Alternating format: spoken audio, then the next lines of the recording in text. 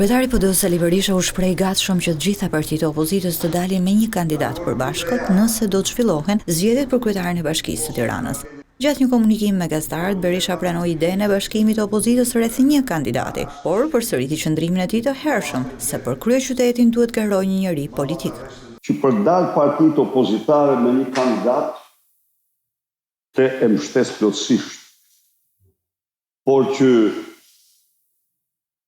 të pretendohet të zgjidhet kryetari i Bashkisë kryeqytetit një njeri jo politik, të nuk kam dëgjuar ndonjëherë, sepse ai të paktën do të ketë një program në të cilin shmonton të gjithë batërdinë bazuar në politikën e narkoshtetit. Edhe sot Berisha denoncoi element procesit e 11 majit, të cilët sipas tij tregojnë manipulimin e zgjedhjeve, duke treguar këtë herë pamjet e një qendre votimi, ku një qytetar del nga dhoma e fshet me 2 flet, duke ngritur dyshimin se një person ka votuar 2 herë.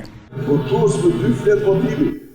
Si argument për farsën elektorale, Berisha paraqiti edhe rezultatin e votës preferenciale për kandidatët e Partisë Socialiste në burgun e Peqinit, ku më e votuara është Sara Mila, e cila sipas Berishës është mbështetur nga Suel Çela.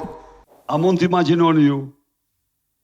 Nga 102 votat vlefshme e adhuruara pafundësisht, Sara Mile merr 92 vota.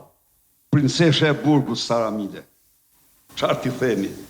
Prej fillimit, Partia Demokratike dhe Sali Berisha kanë deklaruar se nuk do ta pranojnë rezultatin e 11 majit. E çdo ditë Berisha publikon elementë të cilët sipas tij faktojnë se vullneti i qytetarëve u deformua.